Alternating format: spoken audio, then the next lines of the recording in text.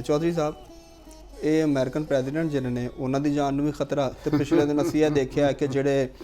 Iran ਦੇ supreme leader ਨੇ ਉਹ ਵੀ ਖਤਰੇ ਦੀ ਵਜ੍ਹਾ ਤੋਂ ਆਪਣੇ ਵਾਲੇ ਦੇ ਜਨਾਜ਼ੇ 'ਚ ਸ਼ਰੀਕ ਨਹੀਂ ਹੋ ਸਕੇ। ਤੇ ਇਹ ਮਾਮਲਾ ਜਿਹੜੇ ਨੇ ਇਹ ਦੱਸੋ ਨਾ ਜ਼ਰਾ ਮੁਜ਼ਾਕਰਾਤ ਨੇ, ਦੂਜੀ ਤਰਫ ਦੋਵੇਂ ਹਿੱਟ ਲਿਸਟ ਤੇ ਵੀ ਨੇ। ਇਹ ਦੇਖੋ ਇਹਦੇ ਅੰਦਰ ਨਾ ਇੱਕ ਚੀਜ਼ ਤੁਹਾਨੂੰ ਮੈਂ ਦੱਸਾਂ ਕਿ ਜਿੱਥੋਂ ਤੱਕ ਪ੍ਰੈਜ਼ੀਡੈਂਟ ਟਰੰਪ ਸਾਹਿਬ ਦੇ ਖਤਰੇ ਦੀ ਗੱਲ ਹੈਗੀ, ਉਹਨਾਂ ਦੀ ਲਾਈਫ ਨੂੰ ਥ੍ਰੈਟ ਹੈਗਾ, तो वो तकरीबन असी देखने हैं कि बहुत पुरानी एक रवायत नहीं मैं एक तारीख वाकयात दी पई है जिदे च अमेरिकन प्रेजिडेंट मर्डर भी होए और कईयां नूं उत्ते उन्हां दे उत्ते हमला होया। मगर प्रेजिडेंट कैनेडी दा मर्डर होया, मशहूर उन्हां दा मर्डर सी। उस तो बाद फिर रोनाल्ड रेगन दे उत्ते हमला कीता गया सी ते वो बड़े शदीद जख्मी हो गए सन उहदे अंदर, ते लेकिन वो सर्वाइव कर गए सन। तो इस तरह ही प्रेजिडेंट ट्रंप की इलैक्शन कंपेन के दौरान भी एक उन्होंने उत्ते अटैक हो गया सी, और एक फिर उस तो बाद भी एक बंदा जिहड़ा वो गया सी, लेकिन तो लिहाजा असी ये तो नहीं कह सकते कि उन्होंने खतरा नहीं होएगा। और फिर खास तौर पर जो कोई दो मुल्क वार दे विच होवे, जिस तरह ईरान के उन्होंने जिहड़े रहबर ने वो अपने वालिद के जनाजे च नहीं आए क्योंकि वाकई उत्थे सिक्योरिटी थ्रैट तो है वे क्यों और इसराइल कह भी चुकिया सी, धमकी दे चुकिया सी, ते उस तो पहले भी इहो जिहे अटैक हो चुके सन। तो लिहाजा दुनिया की जिहड़ियां वड्डियां हुकूमतां दे सरबराह हुंदे ने और जिहड़े मुख्तलिफ किस्म के तनाज़ात दे अंदर उलझे हुंदे ने और जिथे मुख्तलिफ ग्रुप काम कर रहे हुंदे ने ते उत्थे ये खतरात हुंदे ने। तुहाडे असीं देखने आ कि जिसले इंडिया के वज़ीर आज़म राजीव गांधी वो तामिल टाइगर्स दे हथों एक हमले दे विच उन्हां दा मारे गए सन, तो उन्हां दे उस तो पहले भी उन्हां दे उत्ते एक हमला उन्हां दे होया सी परेड दे दौरान, तो उहदे चों बच गए सन। इंज ही मिस्र दे मैं अगे भी गल कर चुके, अनवर सदात दौरान परेड उन्हां दे उत्ते उन्हां नूं मार दिता गया सी। अखवानुल मुसलमीन दे जिहड़े लोग सन उन्हां ने वो मारिया सी। ते लिहाजा हुण जिहड़ा यह कहना कि भी हमला नहीं हैगा तो इहनूं असीं नज़रअंदाज तो नहीं कर सकते। हम ये खतरात ते सारिਆਂ ਨੂੰ ਹੀ ਨੇ, खुद भी खतरा मौजूद हो सकता है कि कोई होर दुश्मन भी तो फायदा चुक सकता है ना इस सिचुएशन चुक सकते। मतलब कि देखो ਇਹਦੇ ਅੰਦਰ ਇਹੋ ਜਿਹੇ ਮਰਡਰਾਂ ਦਾ ਕੋਈ ਪਤਾ ਨਹੀਂ ਅਜੇ ਤੱਕ ਲੱਗ ਸਕਿਆ। ਦੇਖੋ ਅਮਰੀਕਨ ਪ੍ਰੈਜ਼ੀਡੈਂਟ ਦੇ ਮਰਡਰਸ ਦੇ ਕਿਸੇ ਦਾ ਮੁਲਜ਼ਮ ਦਾ ਪਤਾ ਚੱਲ ਗਿਆ, ਕਾਤਲ ਦਾ ਪਤਾ ਚੱਲ ਗਿਆ, ਟ੍ਰਾਇਲ ਵੀ ਹੋਏ ਕਈ, लेकिन उन्होंने पिछे कुवतां कौन सन वो नहीं पता चला। ठीक है, और तुहानू ये भी अंदाज़ा होना चाहिए कि जी फर्स्ट वर्ल्ड वॉर सी वो ऑस्ट्रो हंगरीयन अंपायर जिहड़ी सी उहदा शहजादा गया सी बलग्राड दे अंदर, ठीक है ना, तो उत्थे मर्डर हो गया सी, उत्थे मर्डर हो गया सी, तो फिर फर्स्ट वर्ल्ड वॉर दे शुरू हो गई सी। उन्होंने बदला लैण वास्ते करता और उन्होंने बारे भी नहीं पता चलिया कि वो कौन बंदे सन, ਉਹਦੇ ਪਿੱਛੇ ਕੁਵਤਾਂ क्या वो कुवतां सन ਜਿਹੜੀਆਂ ਉਸ ਜ਼ਮਾਨੇ ਦੀਆਂ ਵੱਡੀਆਂ ਪਾਵਰਾਂ ਨੂੰ ਲੜਾਉਣਾ ਚਾਹੁੰਦੀਆਂ ਸਨ, ਠੀਕ, ਔਰ ਉਹ ਆਪਣੇ ਮਕਸਦ 'ਚ ਕਾਮਯਾਬ ਹੋਈਆਂ। ਠੀਕ ਹੈ ਨਾ ਜੀ, ਤੇ ਇੰਜ ਹੀ ਅਸੀਂ ਇਸ ਦੇ ਉੱਤੇ ਕੋਈ ਅਸੀਂ ਰਾਏ ਨਹੀਂ ਅਸੀਂ ਉਹ ਕਰ ਸਕਦੇ। ਚੋ ਸਭ ਜਿੰਨੇ ਹੁਣ ਤੱਕ ਅਸੀਂ ਪ੍ਰੋਗਰਾਮ ਮੇਰੇ ਤੇ ਕੀਤੇ ਨੇ ਉਹਦੇ ਜਿਸ ਤਰ੍ਹਾਂ ਤੁਸੀਂ ਚੀਜ਼ਾਂ ਦੱਸੀਆਂ ਔਰ ਮਸ਼ਰਕ ਵਸਤਾ ਦੀ ਸੂਰਤ ਹਾਲ ਖਾਸ ਤੌਰ ਤੇ ਈਰਾਨ ਦੇ ਵਾਲੇ ਨਾਲ, ਤੇ ਅਗਰ ਉਹ ਆਬਜੈਕਟਿਵਸ ਜਿਨ੍ਹਾਂ ਦੇ ਵੀ ਉਹ ਅਜ਼ਾਇਮ ਹੈ ਨੇ ਤਾਕਤਾਂ ਦੇ ਉਹ ਪੂਰੇ ਜਿਹੜੇ ਨੇ ਉਹ ਅਮਨ ਜਾਂ ਮੁਜ਼ਾਕਰਾਤ ਦੇ ਨਾਲ ਉਹ ਅਜ਼ਾਇਮ ਪੂਰੇ ਨਹੀਂ ਹੁੰਦੇ। ਉਹ ਅਜ਼ਾਇਮ ਉਦੋਂ ਹੀ ਪੂਰੇ ਹੁੰਦੇ ਨੇ ਜਦੋਂ ਇੱਕ ਫੁੱਲ ਫਲੈਜ ਵਾਰ ਉੱਥੇ ਹੋਵੇ। ਹਾਂ ਬਿਲਕੁਲ, ਠੀਕ ਹੈ। ਤੇ ਅਗਰ ਉਸ ਤਰ੍ਹਾਂ ਅਸੀਂ ਦੇਖਣਾ ਤੇ ਪੋਸੀਬਿਲਿਟੀ ਹੈ ਵੀ ਇਹੋ ਜਿਹਾ ਕੋਈ ਮਾਮਲਾ ਹੋ ਜਾਵੇ, ਉਹ ਭਾਵੇਂ ਈਰਾਨ ਦੀ ਕਿਆਦਤ ਦੇ ਹਵਾਲੇ ਨਾਲ ਹੋ ਜਾਵੇ ਜਾਂ ਪ੍ਰੈਜ਼ੀਡੈਂਟ ਟਰੰਪ ਦੇ ਹਵਾਲੇ ਨਾਲ ਵੀ ਹੋ ਸਕਦਾ। ਬੜੇ ਮਾਹਿਰੀਨ ਨੇ ਦੁਨੀਆ ਦੇ ਵਿੱਚ ਨਾ, ਬਹੁਤ ਇਹਦੇ ਬਾਰੇ 'ਚ ਥੀਸਿਸ ਲਿਖੇ ਗਏ ਨੇ ਕਿ ਜਿਹੜੀ ਅੰਡਰਵਰਲਡ ਨਾ ਵਰਲਡ ਅੰਡਰਵਰਲਡ ਔਰ world economy, illegal world economy, black economy, ਉਹਦਾ ਸਾਈਜ਼ ਨਾਕਾਬਲੇ ਯਕੀਨ ਹੱਦ ਤੱਕ ਵੱਡਾ ਹੈਗਾ। ਹਾਂ ਬਿਲਕੁਲ, ਇੱਥੇ ਤੇ ਬਹੁਤ ਸਾਰੀ ਰਿਪੋਰਟਸ ਮੌਜੂਦ ਨੇ। ਔਰ ਉਸ ਤੋਂ ਬਾਅਦ ਫਿਰ ਜਿਹੜੀ ਟੈਕਨੋਲੋਜੀ ਜਿਸ ਹੱਦ ਤੱਕ ਜਾ ਗਈ ਤੇ ਇੱਕ ਛੋਟਾ ਜਿਹਾ ਗਰੋਹ ਵੀ ਬਹੁਤ ਵੱਡਾ ਕੰਮ ਕਰ ਸਕਦਾ, ਉਹ ਦੁਨੀਆ ਨੂੰ ਤਬਾਹ ਕਰਨ ਦਾ ਮਨਸੂਬਾ ਬਣਾ ਸਕਦਾ। लिहाजा जिहड़ा ये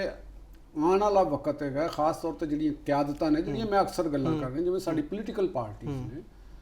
इन्हां नूं अपने विंग बनाने, इन्हां दे वास्ते इन्हां नूं चाहिए हुण रवायती माइंड सैट दे नाल तुसीं इकतदार ब्लैक इकोनमी दे लोकां दे नाल तुसीं नहीं लड़ सकदे, तुसीं मात खा जानी। ਠੀਕ ਹੈ। ਇਹਦੇ ਵਾਸਤੇ ਬੜੇ ਸ਼ਾਰਪ ਸਮਾਰਟ ਸਮਾਰਟ ਮਾਈਂਡ ਚਾਹੀਦਾ ਲਿਥਲ ਹਾਂ ਜਿਵੇਂ ਪਾਕਿਸਤਾਨ 'ਚ ਵੀ ਕੋਸ਼ਿਸ਼ ਹੋ ਰਹੀ ਸੀ ਇਲੈਕਟ੍ਰੋਨਿਕ ਵੋਟਿੰਗ ਮਸ਼ੀਨਾਂ ਦੀ ਤੇ ਇਹ ਬਿਲਕੁਲ VOTING ਮਸ਼ੀਨਾਂ ਦੀ ਉਹ ਤੇ ਬਚ ਗਏ ਤੇ ਨਵਾਜ਼ ਸ਼ਰੀਫ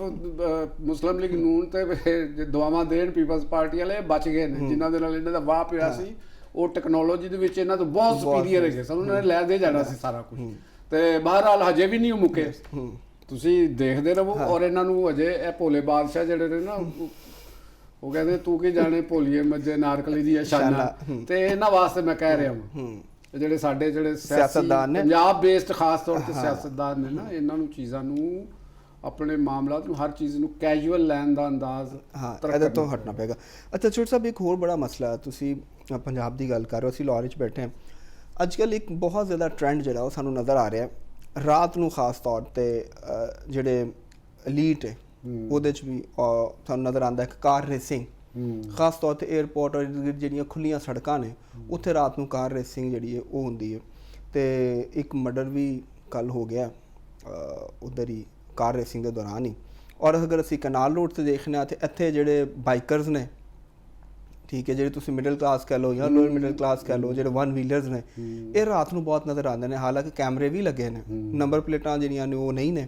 ਔਰ ਉਹਦੇ ਬਾਅਦ ਉਹ ਨਿਕਲਦੇ ਰਾਤ ਨੂੰ 12-1 ਵਜੇ ਦੇ ਨਾਲ ਤੁਸੀਂ ਲੇਟ ਨਾਈਟ ਜਾਓ ਤੇ ਜਾਣਾ ਮੁਸ਼ਕਿਲ ਹੋ ਜਾਂਦਾ ਤੇ ਇਹਦੇ 'ਚ ਇੱਕ ਤੇ ਐਵੇਂ ਕਿ ਇਹਨੂੰ ਸੇਫ ਸਿਟੀ ਅਥਾਰਟੀ ਮੌਜੂਦ ਹੈ ਗਵਰਨਮੈਂਟ ਮੌਜੂਦ ਹੈ ਲੇਕਿਨ ਇਹਦੇ ਬਾਵਜੂਦ ਚੀਜ਼ਾਂ ਨੂੰ ਕੰਟਰੋਲ ਕਿਉਂ ਨਹੀਂ ਕਰ ਪਾ ਰਿਹਾ ਇਹ ਮੇਰਾ ਤੇ ਖਿਆਲ ਹੈਗਾ ਕਿ ਜਿਹੜੀ ਅੱਗੇ ਅਸੀਂ ਇਹ ਗੱਲ ਕਰਦੇ ਆ ਰਹੇ ਹਾਂ ਕਿ ਸਾਡੀ ਜਿਹੜੀ ਪੁਲਿਸ ਦੀ ਹੈ ਟੀਮ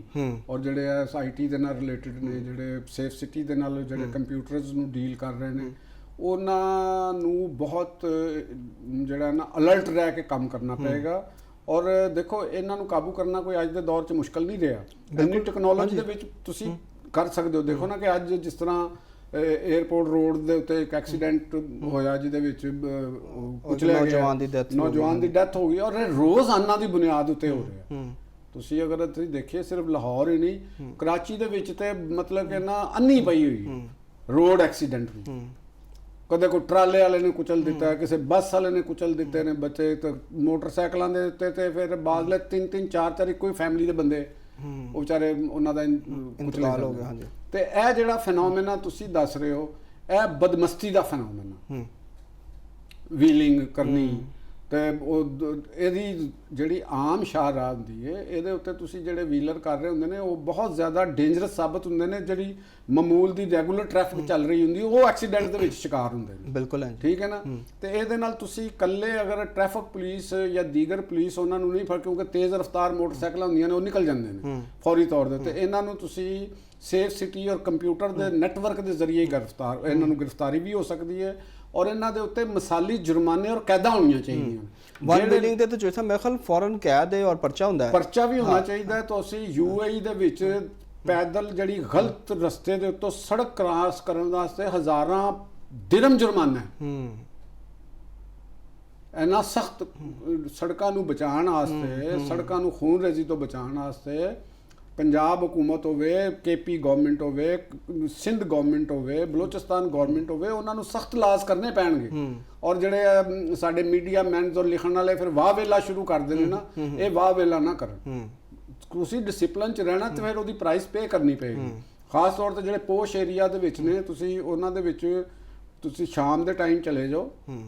ਰਾਤ ਦੇ ਟਾਈਮ ਚਲੇ ਜਾਓ ਤੇ ਉੱਥੇ ਪੈਦਲ ਚੱਲਣਾ ਸਾਈਕਲ ਦੇ ਉੱਤੇ ਜਾਣਾ ਜਾਂ ਛੋਟੀ ਗੱਡੀ ਦੇ ਉੱਤੇ ਵੀ ਈਵਨ ਤੁਹਾਡੇ ਕੋਲ ਜਾਣਾ ਇਹ ਤੁਸੀਂ ਸਮਝ ਲਓ ਕਿ ਮੌਤ ਦੇ ਖੂਹ ਦੇ ਵਿੱਚ ਚੱਲਦੇ ਪਏ ਬਿਲਕੁਲ ਹਾਂਜੀ ਉਹ ਜਿਹੜੇ ਨੇ ਨਾ ਬੱਚੇ ਅਮੀਰ ਘਰਾਣਿਆਂ ਦੇ ਬੱਚੇ ਉਹਨਾਂ ਨੇ ਹਮਵੀ ਗੱਡੀਆਂ ਲਈਆਂ ਨੇ ਹਾਂ ਫਿਰ ਦੂਜੇ ਮੋਡੀਫਾਈਡ ਕਾਰਸ ਨੇ ਤੇ ਜਨਾਬ ਨੇ ਕੀਤੀਆਂ ਔਰ ਐਡੀ ਰਫ਼ਤਾਰ ਨਾਲ ਜਾਂਦੇ ਨੇ ਤੇ ਉਹ ਇਰਦ ਗਿਰਦ ਤੇ ਨਾਲ ਦੇ ਨੂੰ ਤੇ ਇੰਜ ਹਵਾ ਦੇ ਨਾਲ ਵੀ ਕਈ ਚੀਜ਼ਾਂ ਉਹ ਚਲੀਆਂ ਜਾਂਦੀਆਂ ਨੇ ਆ ਬੰਦੇ ਦਾ ਦਿਲ ਹਿੱਲ ਜਾਂਦਾ ਹੈ ਲਿਹਾਜ਼ਾ ਇੱਕ ਦੂਸਰੀ ਤਰਫ ਸਾਡੀ ਜਿਹੜੀ ਸ਼ਰਾਫੀਆ ਦੇ ਮੈਨੂੰ ਕਹਿਣਾ ਅਸੀਂ ਅੱਗੇ ਵੀ ਗੱਲ ਕਰ ਚੁੱਕੇ ਹਾਂ ਸਾਡਾ ਜਿਹੜਾ ਸਕੂਲਿੰਗ ਸਿਸਟਮ ਹੈਗਾ ਅਸ਼ਰਾਫੀਆ ਦੇ ਜਿਹੜੇ ਮੇਨ ਸਕੂਲਿੰਗ ਸਿਸਟਮ ਉੱਥੇ ਬੱਚਿਆਂ ਦੀ ਅਖਲਾਕੀ ਤਰਬੀਅਤ ਦਾ ਕੋਈ ਵੀ ਬੰਦੋਬਸਤ ਨਹੀਂ ਉਹਨਾਂ ਦੇ ਡਿਸਪਲਿਨ ਵਾਸਤੇ ਕਿਸੇ ਕਿਸਮ ਦੀ ਕੋਈ ਉਹਨਾਂ ਦੀ ਕਲਾਸ ਨਹੀਂ ਹੈ। ਹਾਂ ਬਿਲਕੁਲ, ਸਾਨੂੰ ਇਹ ਤੁਸੀਂ ਦੇਖਿਆ ਹੋਏਗਾ ਜਦੋਂ ਗ੍ਰੈਜੂਏਸ਼ਨ ਸੈਰੇਮਨੀ ਉਹਨਾਂ ਦੀ ਹੁੰਦੀ ਹੈ ਤੇ ਕਿਵੇਂ ਸੜਕਾਂ ਚੌਕ ਹੋ ਜਾਂਦੀਆਂ, ਗੱਡੀਆਂ ਤੇ ਨਿਕਲ ਆਉਂਦੇ ਨੇ ਤੇ ਉਹ ਤੂਫਾਨੇ ਬਦਤਮੀਜ਼ੀ ਸ਼ੁਰੂ ਹੋ ਜਾਂਦਾ। ਗੱਡੀਆਂ ਜਿੱਥੇ ਖੜੀਆਂ ਕਰਦੇ ਨੇ ਤੇ ਉਹ ਵੀ ਕੋਈ ਡਿਸਪਲਿਨ ਨਹੀਂ ਹੁੰਦਾ, ਜਿੱਥੇ ਦਿਲ ਕੀਤਾ ਉੱਥੇ ਗੱਡੀਆਂ ਖੜੀਆਂ ਕਰਤੀਆਂ। ਪੋਸ਼ ਏਰੀਆ ਦੇ ਵਿੱਚ ਤੁਹਾਨੂੰ ਯਾਦ ਹੋਵੇਗਾ ਕੁਛ ਅਰਸਾ ਪਹਿਲੇ ਐਨਜੀ ਇੱਕ ਅਮੀਰ ਫੈਮਿਲੀ ਦਾ ਜਿਹੜਾ ਬੰਦਾ ਸੀ, ਨੌ ਦੌਲਤੀਆ ਫੈਮਿਲੀ ਸੀ, ਪ੍ਰਾਪਰਟੀ ਡੀਲਰ ਦੀ ਫੈਮਿਲੀ ਸੀ, ਉਹਨਾਂ ਦੇ ਬੱਚਿਆਂ ਨੇ ਸਿਰਫ ਕਿ ਆਪਸ ਵਿੱਚ ਤਲਕ ਕਲਾਮੀ ਦੀ ਵਜ੍ਹਾ ਦੇ ਨਾਲ ਇੱਕ ਗੱਡੀ ਦੇ ਨਾਲ ਐਕਸੀਡੈਂਟ ਕਰਕੇ ਉਹ ਇੱਕ ਘਰਾਣੇ ਦੇ 6 ਬੰਦੇ ਮਰ ਗਏ ਸਨ। ਠੀਕ ਹੈ ਨਾ ਜੀ। ਤੇ ਇਹ ਚੀਜ਼ਾਂ ਦੇ ਉੱਤੇ ਜਿਹੜੀ ਹਾਰਡ ਸਟੇਟ ਦਾ ਕਨਸੈਪਟ ਮਿਲੀਟੈਂਟ ਆਸਤੇ ਦੇ ਨੇ, ਇਹ ਸੜਕਾਂ ਦੇ ਉੱਤੇ ਜਿਹੜੇ ਐਕਸੀਡੈਂਟ ਇਹ ਵੀ ਮਿਲੀਟੈਂਟਾਂ ਦੀ ਹੀ ਇੱਕ ਸ਼ਕਲ ਹੈਗੀ, ਇਹਨਾਂ ਦੇ ਨਾਲ ਉਂਝ ਹੀ ਨਿਬੜਨਾ ਚਾਹੀਦਾ। ਠੀਕ ਹੈ, ਯਾਨੀ ਇਹ ਮਾਈਂਡਸੈਟ ਜਿਹੜਾ ਇਸ ਮਾਈਂਡਸੈਟ ਨੂੰ ਤਬਦੀਲ ਨਹੀਂ ਕਰਦੇ। ਔਰ ਜਿਹੜੇ ਪੋਸ਼ ਏਰੀਆ ਦੇ ਸਕੂਲਸ ਨੇ, ਕਿਉਂਕਿ ਜਿਹੜੇ ਵੱਡੇ ਲੋਕਾਂ ਦੇ ਜਰਾਇਮ ਇਸ ਵਾਸਤੇ ਜਾਂਦੇ ਨੇ, ਉਹ ਸਮਝਦੇ ਨੇ ਸਾਡਾ ਹੋਣਾ ਕੁਛ ਨਹੀਂ, ਤੇ ਲਿਹਾਜ਼ਾ ਉਹਨਾਂ ਨੂੰ ਪਾਬੰਦ ਕੀਤਾ ਜਾਵੇ ਕਿ ਉਹ ਲਾਈਨ, ਲੇਨ, ਕਤਾਰ, ਡਿਸਪਲਿਨ ਇਹਦੀ ਪਾਬੰਦੀ ਕਰਨ, ਚੈੱਕ ਕੀਤਾ ਜਾਵੇ ਸਕੂਲਾਂ ਨੂੰ। ਵਰਨਾ ਤੇ ਇੱਥੇ ਕਤਲੇਆਮ ਹੁੰਦਾ ਰਹੇਗਾ, ਸੜਕਾਂ ਦਹਿਸ਼ਤਗਰਦ ਉੱਧਰ ਰਹਿ ਗਏ ਤੇ ਸਾਡੀਆਂ ਸੜਕਾਂ ਦੇ ਉੱਤੇ ਗੱਡੀਆਂ ਮਾਰਦੀਆਂ ਰਹਿਣਗੀਆਂ, ਇਹ ਕਦੇ ਨਹੀਂ ਰੁਕੇਗਾ। ਤੇ ਲਿਹਾਜ਼ਾ ਮੈਂ ਤੇ ਆਪਣੇ ਇਸ ਆਖਰ ਦੇ ਉੱਤੇ ਇੱਕ ਮੈਸੇਜ ਵੀ ਦੇਣਾ ਚਾਹਾਂਗਾ ਵਾਲਿदैन ਨੂੰ, ਖਾਸ ਤੌਰ ਤੇ ਜਿਹੜੇ ਮਿਡਲ ਕਲਾਸ ਨਾਲ ਛੋਟੇ ਘਰਾਂ ਦੇ ਬੱਚੇ ਨੇ ਜਿਹੜੇ ਇੰਜੀਨੀਅਰਿੰਗ ਕਰਦੇ ਨੇ, ਤੇ ਤੁਸੀਂ ਖੁਦਾ ਦੇ ਵਾਸਤੇ ਆਪਣੇ ਬੱਚਿਆਂ ਦੀ ਉਹਨਾਂ ਦੀ ਤਰਬੀਅਤ ਕਰੋ, ਉਹਨਾਂ ਨੂੰ ਦੇਖੋ ਕਿ ਇਹ ਲੋਕ ਕੀ ਕਰ ਰਹੇ ਨੇ। ਅਮੂਮਨ ਦੇਖਿਆ ਕਿ ਬੱਚਿਆਂ ਦੀ ਜਿਹੜੇ ਮੈਟ੍ਰਿਕ ਫੇਲ ਨੇ, ਅਵਾਰਾਗਰਦ ਨੇ, ਉਹ ਵੀ ਲੈ ਕੇ ਨਿਕਲੇ ਨੇ, ਆਪਣੀ ਵੀ ਜਾਨਾਂ ਗਵਾਉਂਦੇ ਨੇ, ਨਾਲ ਲੋਕਾਂ ਦੀਆਂ ਜਾਨਾਂ ਗਵਾਉਂਦੇ ਨੇ।